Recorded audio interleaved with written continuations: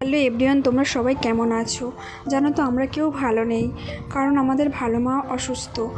ওনাকে হসপিটালে অ্যাডমিট করা হয়েছিল, তাই আমরা সবাই প্রচণ্ড টেনশানে ছিলাম। তাই আমি কদিন কোনো ভিডিও দিতে পারিনি। ভালো মা বলতে আমার বরের ঠাকুমা। একদিন রাতে হঠাৎ উনি প্রচণ্ড অসুস্থ হয়ে পড়েছিলেন। তো আমরা ভেবেছিলাম হয়তো ঠিক হয়ে যাবে, তো ঠিক হয়নি, প্রচণ্ড সিরিয়াস হয়ে গিয়েছিল। তো তাই আমরা সকালবেলা তাড়াতাড়ি করে বিআর সিং হসপিটালে অ্যাডমিট করালাম। কারণ বিআর সিং হসপিটাল বলতে তোমরা জানো রেলের হসপিটাল।